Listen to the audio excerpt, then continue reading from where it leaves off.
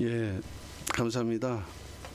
7월 달 우리가 여름 학위 대성회 때문에 원래를 갖지 않는데 이제 한 달을 이렇게 넘어서 8월 달에 보다 보니까 오랜만에 또 뵌 그런 반가움이 있습니다.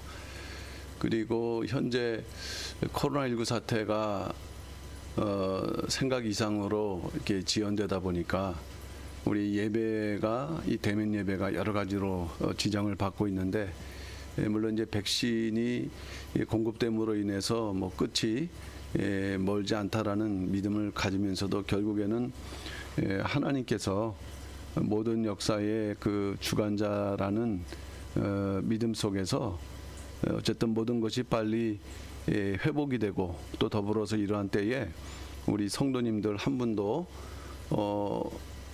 이러한 어려움에 처하는 일이 없도록 조심하시고 기도하시는 성도님들이 되시기를 먼저는 주님 이름으로 축원합니다. 8월 달 원래 제목은 큰 환난 중 인내하며 기다리는 자의 복. 지난 금요일 날에 원래 우리 평일반 원래 드릴 때 같은 말씀인데 그 내용이 조금 수정되고 보완된 부분이 있어서 이 PPT로 말씀을 전하고자 합니다. 또 내용이 조금 어렵게 느껴질 수도 있기 때문에 이 내용을 잘 보시면서 말씀의 은혜를 나눴으면 감사하겠습니다.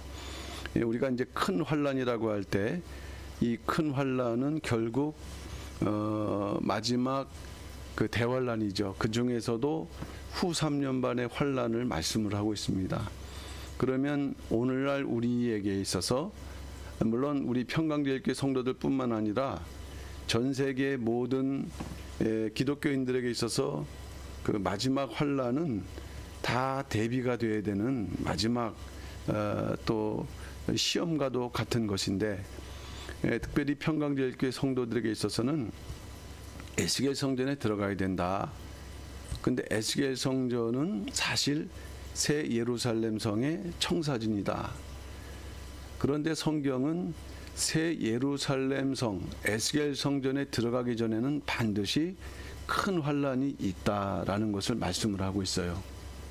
그러면 오늘 제목 보시면 알겠지만은 이 큰 환난 중이라고 그랬습니다. 큰 환난 중. 그러니까 이것은 아직 우리로 볼 때는 좀 미래적인 내용이죠. 오늘날 우리가 전 3년반을 살고 있다고 한다면 언젠가는 후 3년반이 올 것이다.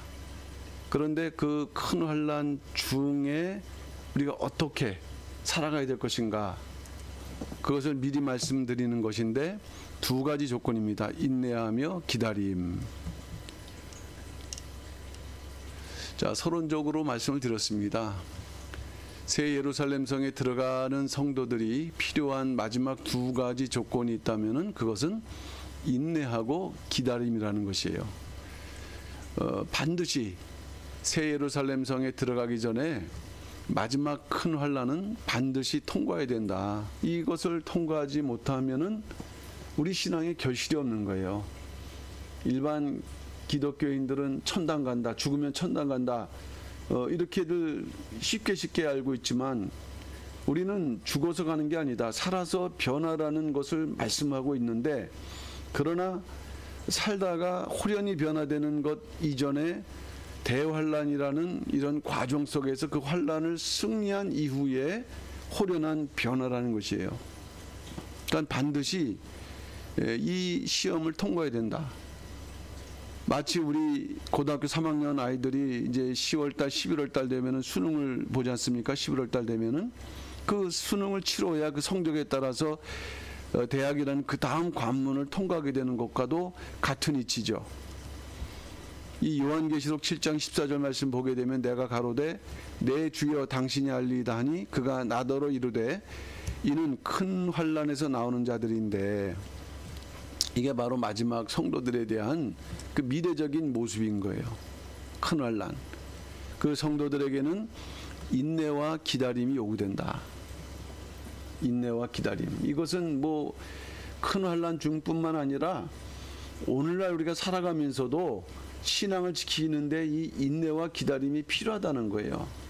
자, 그러면 첫 번째 대지로 두 가지로 말씀을 드리는데, 첫 번째 대지로 큰 환난 중에서 반드시 인내해야 한다는 말씀이 되겠습니다.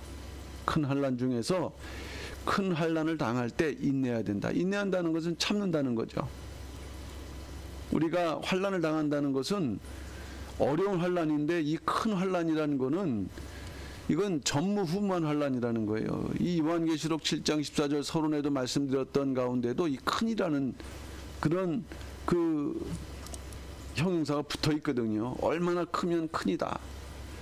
다니엘서는 그 큰 환난을 개국, 이 개국이라는 것은 첫째로 이스라엘이라는 나라가 세워진 것을 말씀하지만, 본래적으로는요, 창세 이후로, 창세 이 땅에 창조된 이후로라는 의미까지를 말씀하고 있다면, 개국 이래로 없던 환난이다. 그야말로 우리가 전무후무한이라는 말을 쓰는데, 전무후무한 환난, 처음이자 마지막 환난이라는 거예요. 그러니까 얼마나 큰 환난이겠습니까?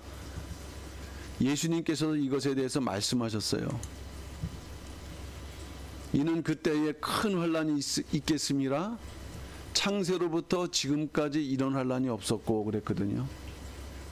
예수님께서는 마태복음 24장에서 종말에 대해서 예언을 했는데, 이 종말에 대한 예언을 말씀하면서 야, 엄청 큰 환난이야.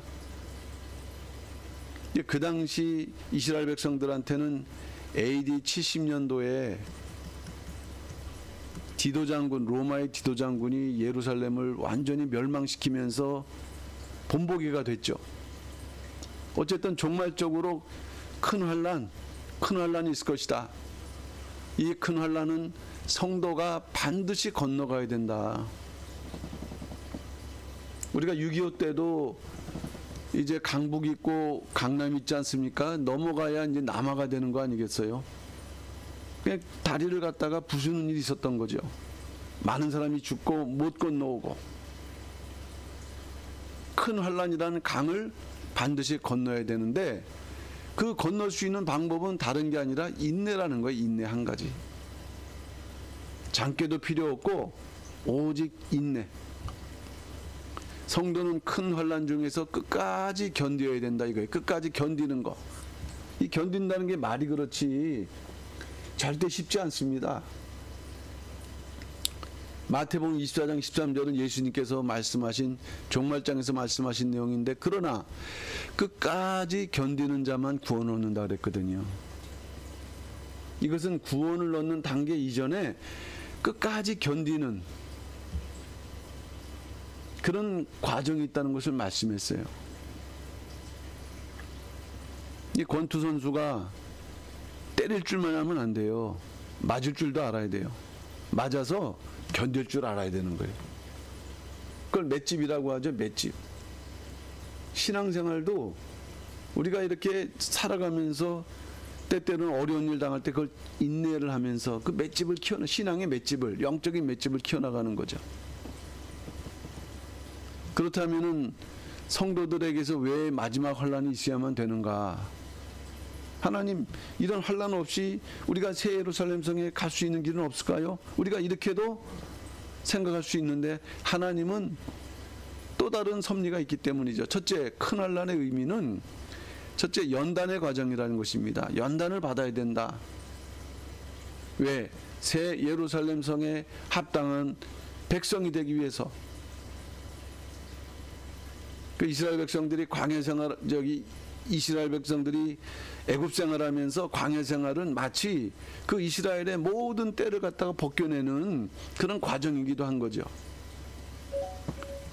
다니엘서 12장 10절, 많은 사람이 연단을 받는다 그랬어요. 이 큰 환난 중에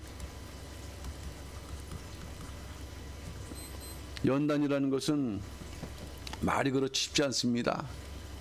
인내해야 되고. 그런데 연단을 받은 결과가 뭐냐면은 성결과 거룩이다. 성결과 거룩을 위해서. 이 연단은 성도의 신앙을 정금으로 변화시키는 과정이라 했습니다. 어려움을 당하지 않는 사람이 어떻게 남의 어려움을 알 수 있고, 더 나아가 하나님의 깊은 심정을 헤아릴 수 있겠어요? 그러니까 우리에게 다가오는 연단을 두려워할 것이 없고 마음이 상하고 어렵죠. 그러나 여기 하나님의 뜻이 있다라는 믿음을 가지고서 우리가 반드시 견뎌야 된다. 그리고 마지막 때 또 견디는 과정이 있는데 우리의 신앙을 무엇으로 바꾸기 위해서 정금. 이거는 100%, 순도 100%. 이 땅에서 순도 100%는 없습니다. 99.9.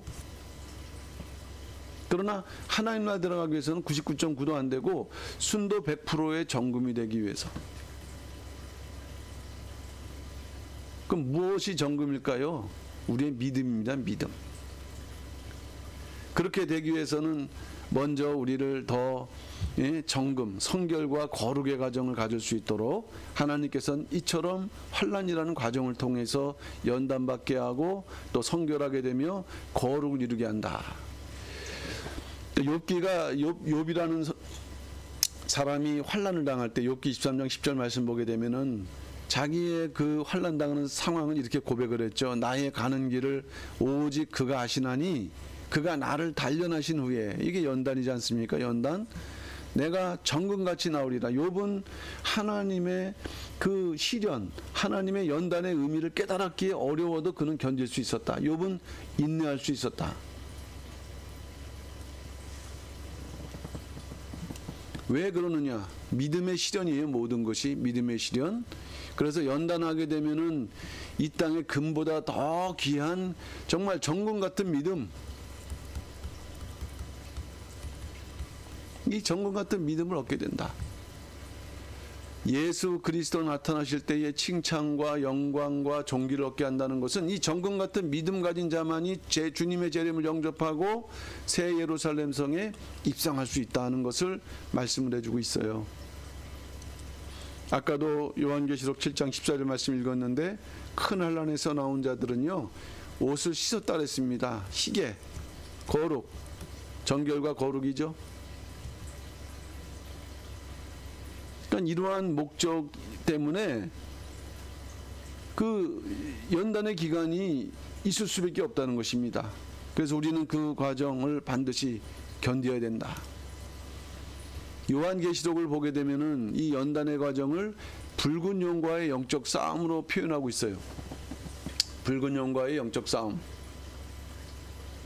그런데 표면적으로는 이 영적 싸움에서 성도가 패하게 됐다 이렇게 되는 거죠. 어떤 의미냐면요. 간혹 가다가 우리가 이제 권투라든가 요새는 뭐 격투기 그 경기가 많이 더 인기가 있는데 3라운드든 5라운드든 간에 계속 두들겨 맞는 그런 선수가 있다가 마지막에 그 카운터를 날려갖고 승리하는 경우가 있어요. 그러니까 승리하기 전까지는 그냥 두들겨 맞으니까 패하는 거죠. 그런 것처럼 반드시 성도의 끝은 승리지만은 그 승리 이전에 이와 같이 인내하는 과정은 마치 성도가 이 붉은 용으로 하여금 엄청나게 패배를 당하는 것 같은 그런 형국이 나타나게 돼 있는 거예요. 그걸 참아내야 된다. 나 힘들다. 나는 참아낼 수 없어. 나는 두려워. 여러 가지 이유가 있겠죠. 그것을 놓는 순간 우리가 그동안 쌓아왔던 모든 그 공든탑이 허물어지게 돼 있다. 신앙의 원리는 그렇게 돼 있습니다. 이 붉은 용과의 영적 싸움이라고 그랬는데 요한계시록 12장 17절 말씀 보면은 용이 여자에게서 분노하여, 이거는 해를 입은 여자예요. 요한계시록 12장 1절. 요거는 마지막 교회를 말씀합니다. 교회의 상징이에요.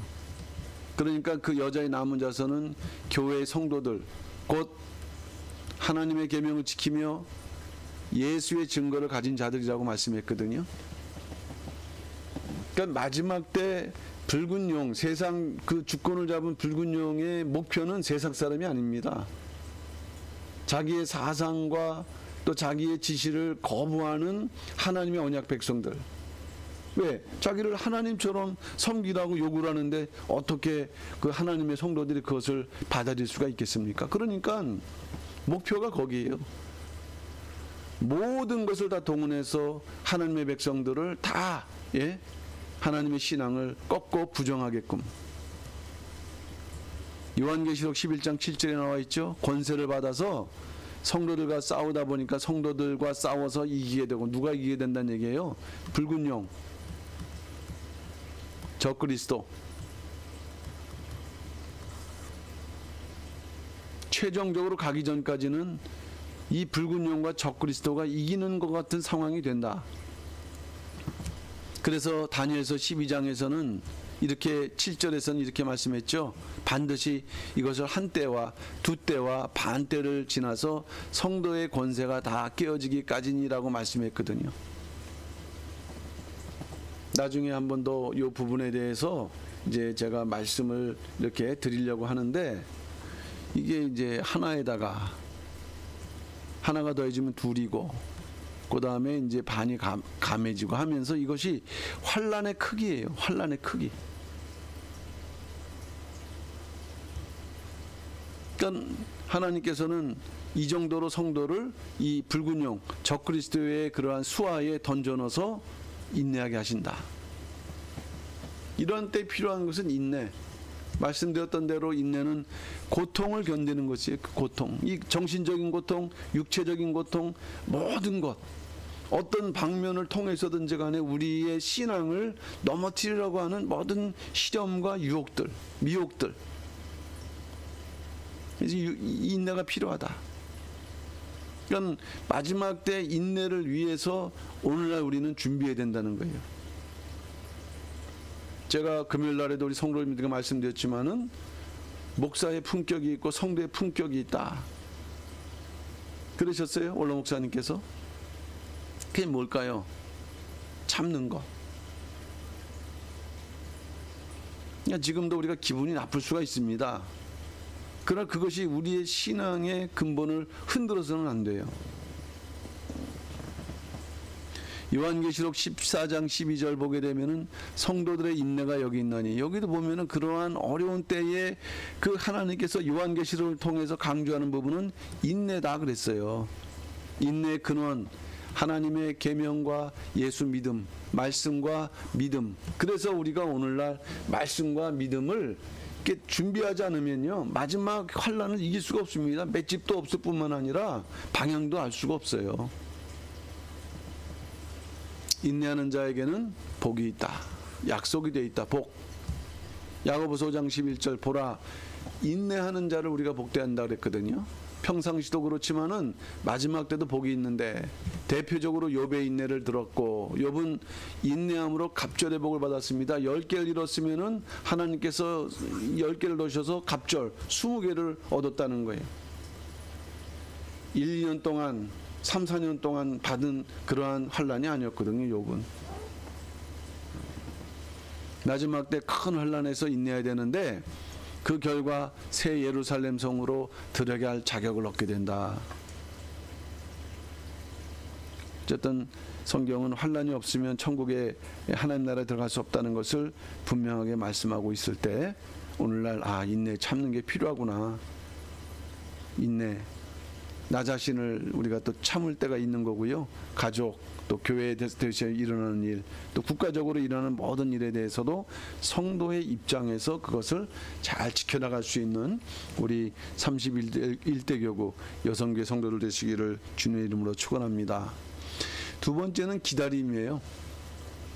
큰 환란 중에 기다림, 이건 또 무엇일까? 이거 오늘 본문과 연관되어 있는 말씀인데, 마지막 성도가 환란을 통과했다. 그러면 이제 바로 끝나서 주님이 재림을 하셔야 되는데, 그게 아니고 그 직전에 무슨 기간이 있냐면 기다림의 기간이 있다는 것을 말씀하고 있는 거예요.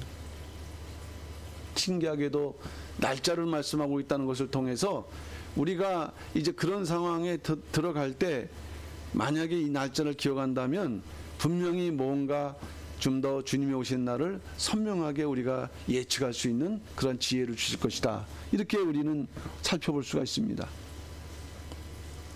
오늘 본문이죠. 다니엘서 12장 11절, 무척 어려운 말씀이에요. 매일 드리는 제사를 폐하며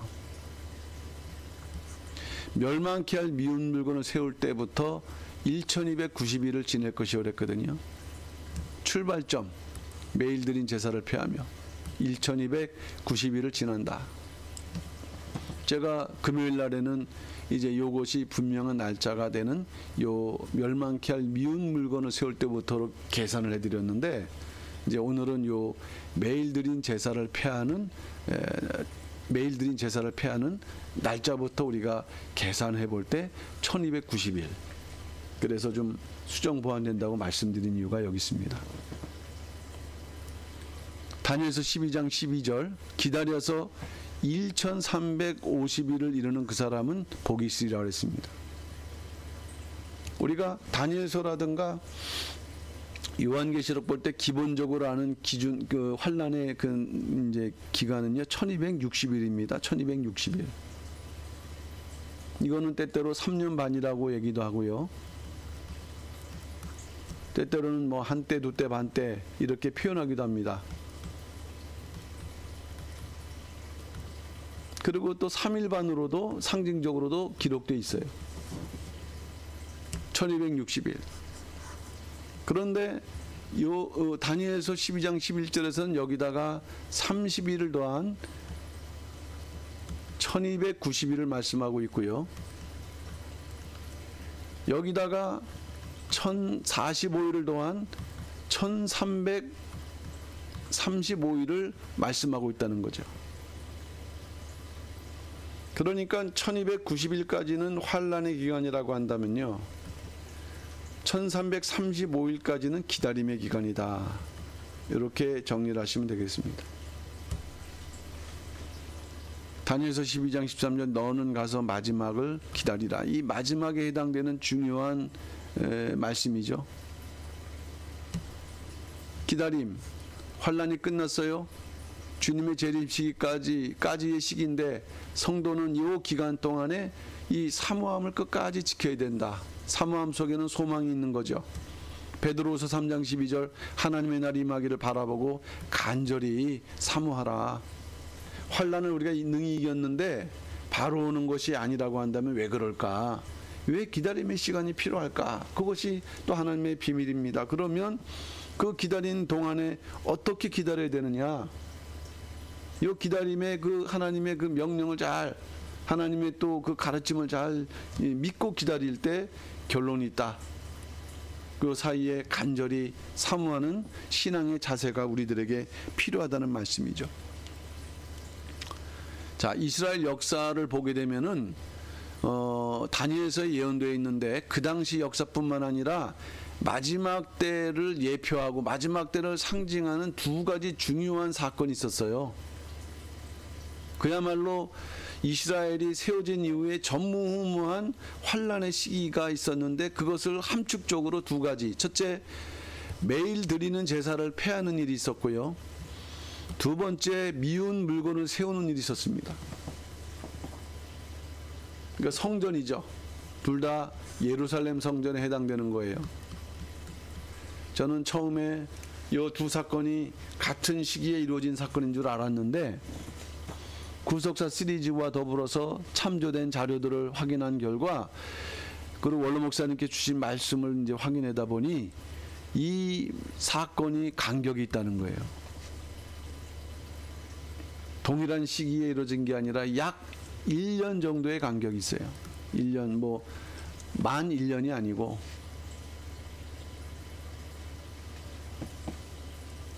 그런데 마태복음 24장 15절에서 볼 때 예수님께서는 반면에 말씀하셨죠. 너희가 선지자 다니엘의 말한 바 멸망에 가증한 것이 거룩한 곳에 선 것을 보거든 말씀하고 읽는 자는 깨달을진저. 성경을 누가 읽습니까? 성경을 읽는 자.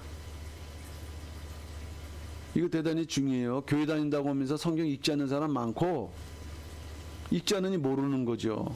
그러니까 읽는다는 것은 그저 읽는다는 의미가 아니라 이건 언약 백성을 의미하는 거예요.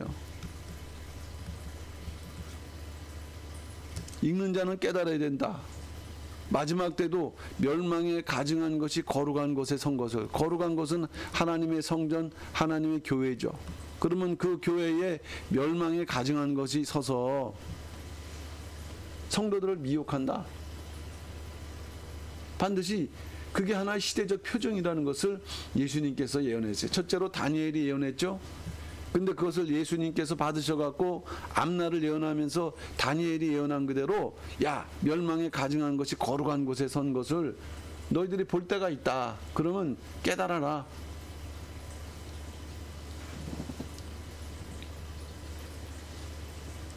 예수님께서는 멸망에 가증한 것이 거룩한 곳에 선 것만을 말씀했죠. 그 전에 매일 드리는 제사를 폐했다.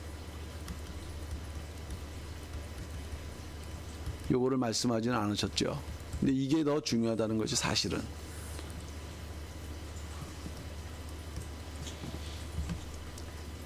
구약 역사를 보게 되면은 구약 이스라엘 역사에는 마지막 환란 때 나타날 그 적그리스도 예표가 등장하는데 바로 안티오코스 4세 에피파네스입니다.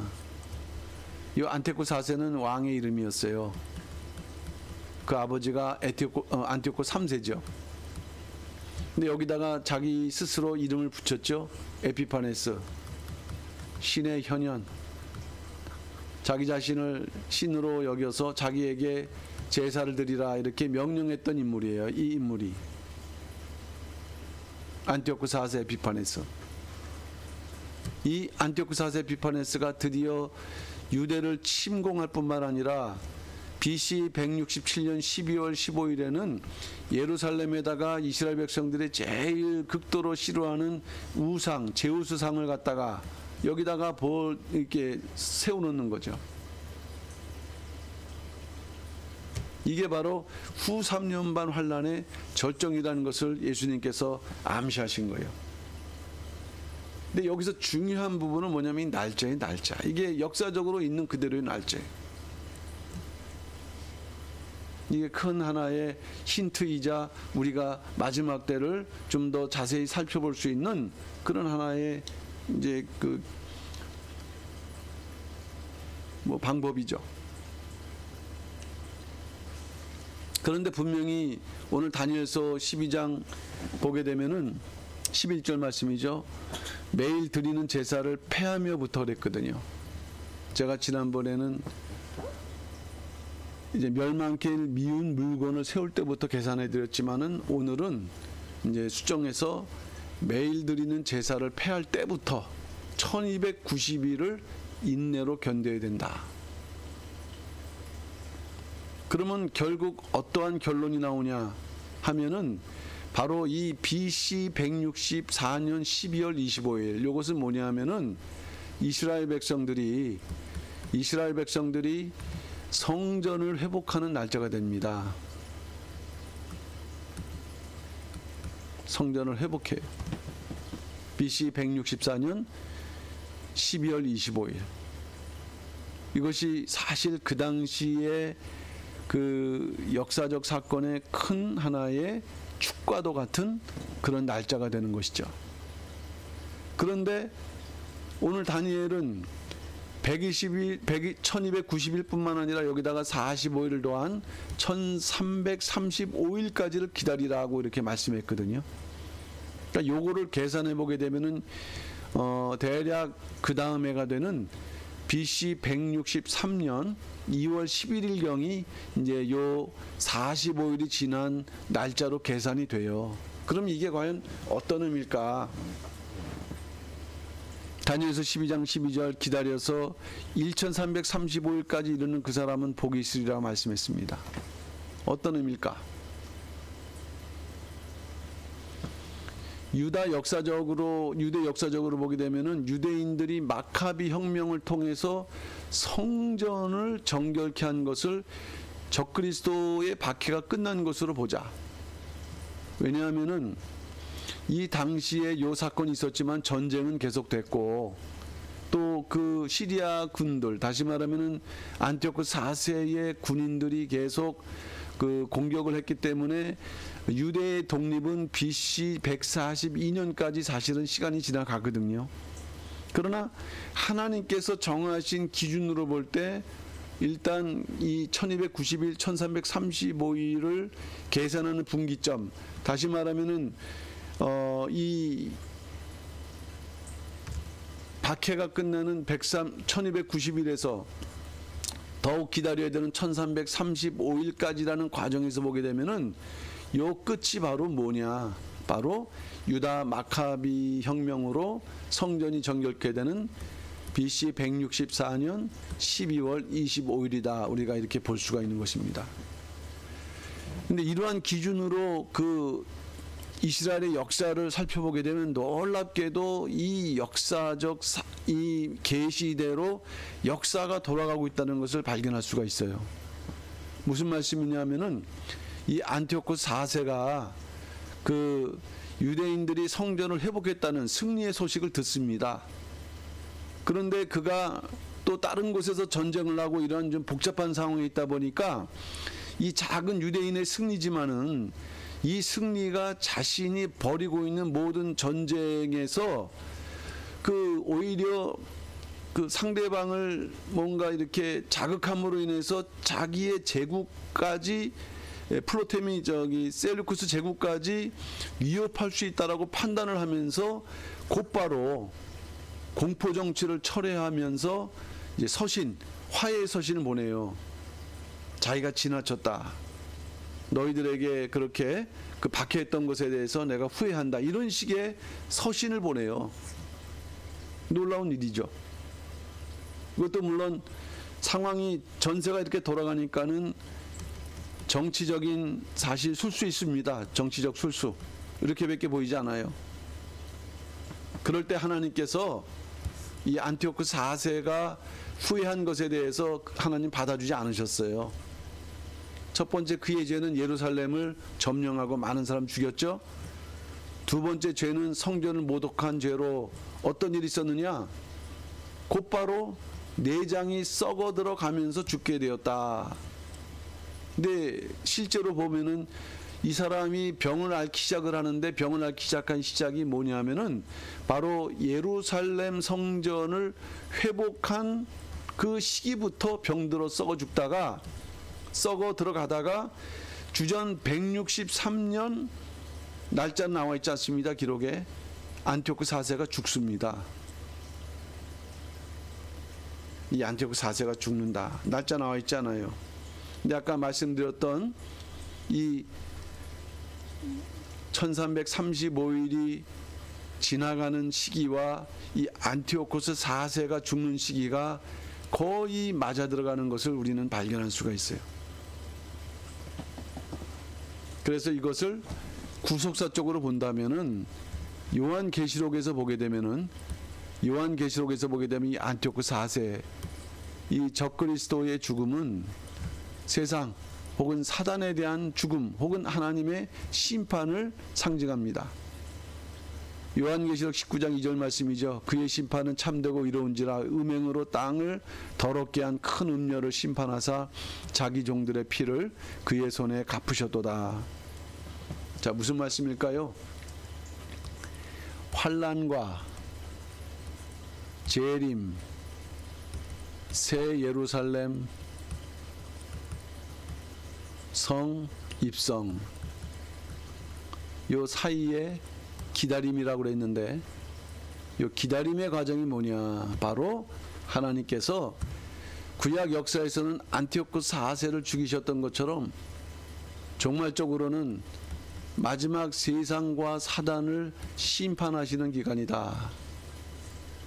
요 심판이 끝난 이후에 새 예루살렘 성에 입성한다. 그러한 순서로 돼 있다는 말씀이 되겠습니다. 그래서 마지막 때도 끝까지 소망을 잃지 않고 기다리는 자만이 주님의 재림을 맞이할 수 있다. 환난까지 이겨놓고 기다리지 못해서 불신해갖고 거기서 떨어진다면 그 얼마나 그 문 앞에서 말이죠. 어떤 사람이 우리 교회 소식을 듣고 와갖고 멀리 찾아와서 이제 오리동에서 말이죠 내려와갖고 그 정문 앞에서 보고 간다고 한다면 그게 온 게 아니잖아요. 들어와서 모리아 성전에 앉아갖고 그 말씀의 은혜를 느낄 때 그것이 진정한 그 복의 의미인데 앞에서 구경하고 한다면 그게 아무런 소용없는 거예요. 다니엘서 12장 13절 너는 가서 마지막을 기다리라.